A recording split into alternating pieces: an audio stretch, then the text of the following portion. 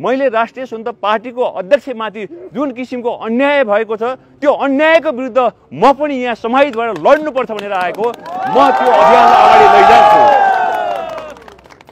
किनभने कानुनको सिलेक्टिभ प्रयोगबाट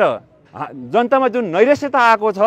त्यो नैराश्यताको अन्त्य गर्नको लागि र मुलुकमा सुशासन र रुल अफ ल स्थापना गर्नको लागि हामीले एकै ठाउँमा इमान्दारहरू एकै ठाउँमा बसेर नलड्ने हो भने भोलिको आजको जेनेरेसन त बिग्रिएको थियो आजका युवाहरू त बेरोजगार भएर विदेशिनु परेको थियो त्यो कति पुस्तासम्म चल्छ, कति त्यसले निरन्तरता पाउने त्यो डरलाग्दो र भयावह अवस्था छ। त्यो अवस्थाको अन्त्य गर्न कसैले सक्छ भने राष्ट्रिय स्वतन्त्र पार्टी र राष्ट्रिय स्वतन्त्र पार्टीमा आबद्ध भएका यस्ता विज्ञ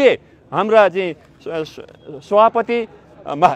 महामन्त्री हाम्रो चाहिँ डाक्टर स्वर्णिम वाग्ले संसारमै परिचित नाम उहाँहरू जस्तो आबद्ध भएको पार्टीबाट मात्रै सम्भव छ भनेर चाहिँ मैले पनि यो पार्टीलाई चोइस गरेको छु। र मलाई के विश्वास छ भने म आफ्नो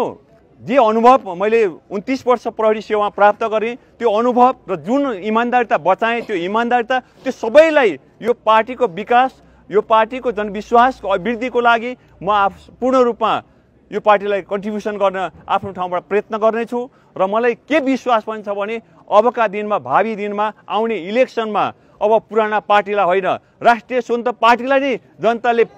पूर्ण मत दिएर एक्लै सरकार चलाउने परिस्थितिमा पुर्याएर जनताको र मुलुकको अवस्था परिवर्तनको लागि जनताले सोच्नेछन्। म त्यो आग्रह पनि गर्न चाहन्छु, सोच्नुपर्छ। होइन भने हामी फेरि पुरानै नेताहरूलाई पालेर आफ्नो कमी कमजोरी पनि त्यो मेरो कमी कमजोरी होइन त्यो त एआईले बनाएर भन्ने नेताहरूलाई पालेर कुनै बजारमा राम्रो लुगा लाएर हिँडेको हुँदा विकास त्यही हो भनेर देखाउने त्यो